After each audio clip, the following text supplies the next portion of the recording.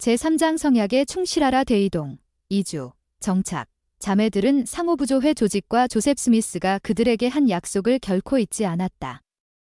그들은 늘 기꺼이 애정 어린 연민으로 사랑과 자애가 가득한 도움의 손길을 내밀 준비가 되어 있었고, 힘든 노역과 고통과 가난과 역경의 시대인 만큼 그러한 친절한 도움이 필요한 사람들이 많았다. 에밀린 B. 웰즈 1844년 6월 27일 조셉 스미스와 그의 형 하이럼, 그리고 존 테일러 장로와 윌라드 리차즈 장로가 부당한 이유로 투옥된 일리노이주 카테지의 작은 감옥에 무장한 폭도들이 들이닥쳤다. 폭도들이 떠난 자리에는 조셉과 하이럼이 숨진 채 쓰러져 있었고, 테일러 장로는 부상을 입었다. 성도들의 신앙과 헌신은 조셉 스미스와 하이럼 스미스의 순교로 끝나지 않았다. 그리고 교회 회원들이 받은 박해도 그것으로 끝나지 않았다.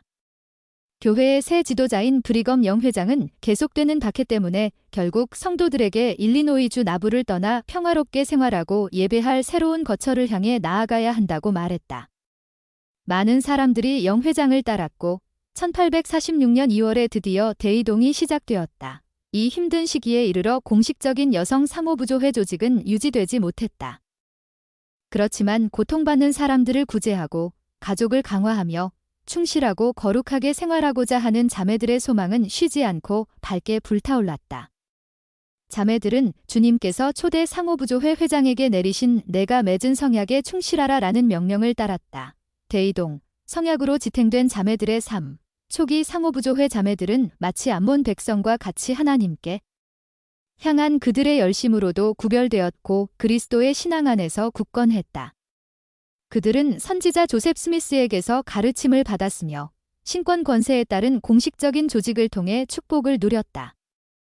이제 그들에게 필요한 것은 성전 축복이었다. 나부 성전이 헌납되고 나서 5,000명이 넘는 성도들은 앞날이 불투명한 여행을 떠나기에 앞서 엔다우먼트와 인봉의식을 받으려고 모여들었다.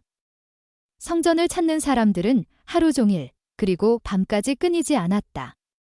브리검 영 회장은 의식을 받고자 하는 성도들의 열망이 너무 커서 밤낮으로 성전에서 주님의 사업을 하는 데만 전념해야 했다. 하루 수면 시간은 평균 4시간 정도였고 일주일에 단 한 번만 집에 들어갈 수 있었다. 라고 기록했다. 추위와 더위, 굶주림과 가난, 질병과 사고, 죽음까지도 무릅써야 하는 여행에서 후기 성도들을 지탱해 줄 만한 것은 성전 성약의 힘과 권능과 축복뿐이었다. 성도들은 더 굳건하고 강인해졌으며 나부를 떠나 황무지로 가야 하는 고된 여행에 대비해 영적으로 무장했다. 사라 리치 자매는 다른 많은 상호부조회 자매들과 마찬가지로 대이동이라는 도전에 앞서 성전 축복으로 힘을 받았다. 그녀는 나부를 떠나기 전에 브리검 영 회장으로부터 성전에서 일하라는 부름을 받았다. 그녀는 그때 이를 이렇게 회고했다. 사라 리치, 우리는 주님의 집에서 많은 축복을 받았다. 그 축복들이 있었기에 우리는 슬픔 가운데서도 기쁨과 위안을 느끼고 하나님을 믿는 신앙을 얻었다. 우리 앞에 펼쳐진 막연한 여정 속에서도 주님께서 우리를 인도하고 격려하실 것을 알았기 때문이다. 나부 성전에서 주님의 영의 영향력과 도움으로 배운 지식과 신앙이 아니었다면 그 여행은 그저 무모한 일이 되었을 것이다. 출발한 때는 겨울이나 다름없었고 우리는 빈곤했기에 여행을 떠날 땐 죽음을 향해 걸음을 내딛는 것만 같았다. 그래도 우리에게는 하나님 아버지를 믿는 신앙이 있었으며 우리가 바로 그분의 복음을 받아들인 선택된 백성이라는 확신으로 슬픔보다는 구원의 날에 누릴 기쁨을 느끼며 그분을 신뢰했다. 리치 자매가 말했듯이 충실한 후기 성도 여성들에게 대이동은 무모한 일이 아니었다. 자매들은 자신이 맺은 성약을 충실히 지켰다. 그들은 고대 이스라엘 백성처럼 하나님께서 건져주시리라는 희망을 안고 선지자를 따라 광야로 들어갔다. 브리검 영 회장은 대이동을 준비하면서 성도들에게 다음과 같이 선언했다. 이것이 우리의 성약이 되리니 곧 우리는 주의 모든 의식을 지켜 행하리라 하는 것이니라. 후기 성도들은 하나님과 맺은 성약을 지키기 위해 그리고 가족과 동료들을 위해 광야로 들어갔다. 2주, 신앙, 사랑, 서로를 지탱하는 힘. 후기 성도들 중 일부는 나부를 떠나기 전에 곧 버려질 성전 집회실 벽에 다음과 같은 글을 새겼다. 주님께서는 우리의 희생을 지켜보신다. 그러므로 우리 뒤를 따르라. 이 문장에는 성도들이 보인 헌신적이고 단합된 노력이 함축되어 있다. 성도들은 희생과 헌납의 정신과 하나님을 믿는 신앙으로 그 길을 걸었다. 그들은 쓸쓸히 걷는 외로운 여행자가 아니었다. 성도들은 이스라엘 진영을 이루어 함께 걸었다. 이 진영은 더 작은 단위 조직인 여러 부대로 나뉘며 각 부대는 서로를 지탱해 주었다. 주님께서는 서부로 여행하고 있는 이스라엘 진영에 관해 브리검 영에게 주신 계시에서 개척자들에게 각 부대는 분배받은 재산에 따라 가난한 자와 과부와 고아와 군대에 가 있는 자의 가족을 균등하게 분담하라라고 명하셨다. 이주를 하는 동안 여자와 어린이들에 비해 남자들의 수가 적을 때가 많았다. 많은 성도들이 윈터쿼터스라는 곳에서 겨울을 보낸 후 1847년 봄이 되었을 때 미 육군에 복무하라는 요청에 응하여 520여 명에 이르는 남성들이 몰몬대대에 합류했다. 여성 35명과 아이들 42명 역시 그들을 따라갔다. 또 남성 143명과 여성 셋, 어린이 2명은 개척자 선발대로 조직되어 나머지 부대가 뒤따라올 수 있도록 길을 만들며 나아갔다. 프레센디아 킴볼 자매는 이렇게 회고했다. 곡식과 채소를 기르며 여자들과 아이들을 보호해줄 남자들은 몇 명밖에 남지 않았다. 늙고 쇠약한 사람들과 여자들, 어린이들만 남아있었다. 성도들은 신권 형제들의 안수를 통해 신권 권능으로 축복을 받았다. 그들은 또한 자매들이 행사하는 하나님을 믿는 신앙과 자애와 힘, 기도로 견뎌나갔다. 자매들은 질병이 무섭게 퍼져나갈 때 나부에서 그랬던 것처럼 자기 가족에게 또 서로에게 의사와 간호사가 되어 주었다. 드루실라 도리스 핸드릭스는 이렇게 기록했다. 전 진영을 통틀어 집마차마다 어김없이 병들어 쓰러진 사람이 있었다. 하지만 둘이는 욥과 같은 인내로 어려움을 견뎌냈다. 많은 사람이 목숨을 잃었고 특히 많은 어린아이를 잃었다. 엘리자베스 파트리지 라이먼은 1846년 7월 14일에 집마차에서 사내아이를 낳았다. 개척자들이 낳은 많은 아이와 마찬가지로 이 아기도 오래 살지 못했다. 엘리자베스는 일지에 이렇게 기록했다. 1846년 7월 14일, 나는 아프고 주변 상황마저 좋지 않다. 낮에는 몹시 뜨거운 태양이 종일 집마차에 내리쬐고 밤에는 공기가 차가워 건강을 유지하기가 너무 힘들다. 1846년 10월 15일, 오늘 우리는 통나무 집을 갖게 되었다. 우리 아기의 첫 번째 집이다. 사방으로 바람을 막아주는 벽난로 옆에 앉을 수 있어서 얼마나 감사한지 모른다. 여기에 앉아있으면 몸 한쪽을 녹이는 동안 반대쪽이 얼어버리는 일이 없어서 정말 좋다. 우리 집은 마루도 없는 땅바닥인데다가 별로 갖추어진 것도 없고 잔디로 덮은 지붕에서는 비가 샜지만 그래도 벽이 있어 바람은 피할 수 있다. 1846년 12월 6일. 아기가 아프다. 점점 상태가 나빠지고 있다. 하루 종일 우는데 어디가 안 좋은지 도통 모르겠다. 엘리자 파트리지 라이먼, 1846년 12월 12일, 아기가 내 곁을 떠났다. 슬픔을 주체할 수가 없다. 아기를 위해 할 수 있는 일은 다 해봤지만 아무것도 도움이 되지 않았다.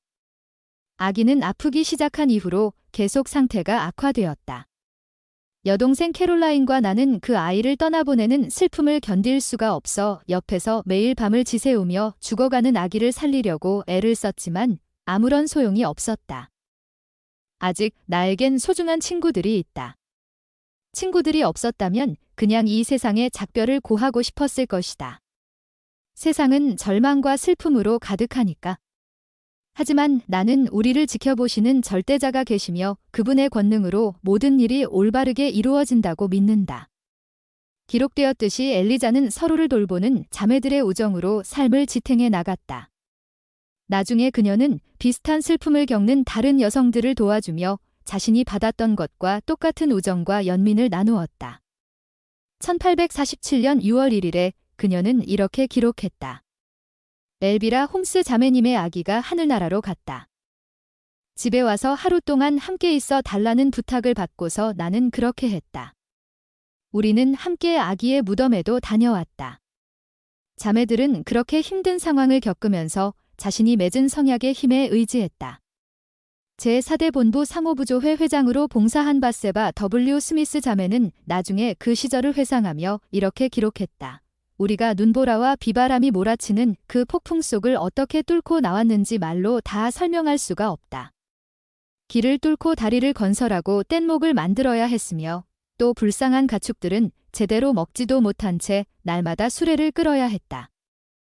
우리 진영이 겪은 가난과 질병과 죽음을 여기에 다 적지는 않겠다. 그런 상황에서도 공적으로나 사적으로 열린 모임에서 우리는 위안을 얻었다. 우리는 평화롭게 기도하고 시온의 노래를 부르며 박해자들로부터 멀리 떠나온 것을 기뻐했다. 또한 아픈 사람과 절룩거리는 사람들이 장로들에게 안수를 받고는 하나님의 권능이 임하여 치유되고 걷기 시작하는 모습에서도 큰 위로를 받았다. 주님께서는 우리와 함께 하시며 매일 그분의 권능을 나타내 보이셨다. 자매들은 또한 서로 사랑하고 함께 슬퍼하며 영적인 힘을 얻었다. 여행 동안 줄곧 질병과 죽음의 고통에 시달렸지만 신앙으로 서로를 위해 기도했고 서로 위로했다. 헬렌 마 휘트니는 이렇게 기록했다. 하나님의 사랑이 마음에서 마음으로 흘러들었다. 그리하여 주님과 우리 사이를 갈라놓으려는 간악한 자의 노력은 헛된 듯이 보였다. 때때로 날아드는 대적의 잔인한 불화살마저 그 날카로운 촉을 잃은 듯했다. 이 충실한 개척자 여성들은 선지자 조셉 스미스의 영감에 찬 가르침을 기억하며 봉사에 쏟을 힘과 잠재력을 내다보았다. 그들은 가정과 지역사회를 바로 세우는 일을 도왔다. 또한 신앙과 사랑이 깃든 행동으로 영혼을 구원했다.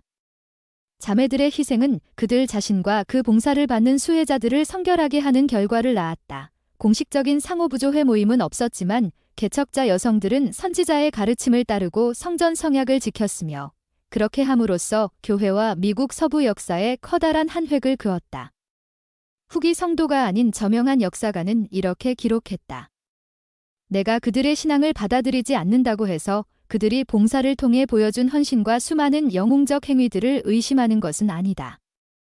특히 여성들에 대해서는 더욱 그렇다. 그 여성들은 정말 대단하다. 정착, 늘. 사랑과 자애가 가득한 도움의 손길을 내밀 준비가 되어 있었고 개척자 선발대는 솔트레이크밸리에 도착해서 농작물을 심으며 생활터전을 마련했다. 또한 그들은 다른 사람들에게 필요한 도움이 무엇인지를 돌아보았다. 브리검 영 회장은 성도들에게 영적으로나 현세적으로나 도움이 필요한 사람을 보살피라고 권고했다. 그 권고는 몰몬경에서 에뮬레크가 가난한 조레민들에게 권면한 다음 말씀과도 같다. 만일 궁핍한 자와 헐벗은 자를 물리치며 병들어 고난당하는 자를 돌아보지 아니하고 너희가 가진 것이 있을 때 곤궁에 처한 자들에게 너희의 재물을 나누어 주지 아니하면 내가 너희에게 이르노니 만일 너희가 이러한 일 중 아무것도 행하지 아니하면 보라 너희의 기도는 헛되고 너희에게 무익하며 너희는 신앙을 부인하는 위선자와 같음이니라. 훗날 제5대 본부 상호부조회 회장으로 봉사한 에밀린 B. 웰즈 자매는 자매들의 선행과 봉사를 이렇게 묘사했다. 성도들이 나부를 떠나 여행하는 동안 상호부조회 모임은 중단될 수밖에 없었지만 자매들은 상호부조회 조직과 조셉 스미스가 그들에게 한 약속을 결코 잊지 않았다. 그들은 기회가 있을 때마다 언제 어디서든 자선을 멈추지 않았으며 늘 기꺼이 애정 어린 연민으로 사랑과 자애가 가득한 도움의 손길을 내밀 준비가 되어 있었고 힘든 노역과 고통과 가난과 역경의 시대인 만큼 그러한 친절한 도움이 필요한 사람들이 많았다. 1854년 마틸다 두들리 자매는 근처에 사는 아메리카 인디언들에게 많은 도움이 필요하다는 것을 알게 되었다. 처음에 그녀는 혼자서 그 생각을 실천했고 나중에는 브리검 영 회장의 지시에 따라 일했다. 두들리 자매는 감독의 지휘에 따라 자매들을 조직하여 인디언 여성들과 아이들에게 줄 옷을 만들었다.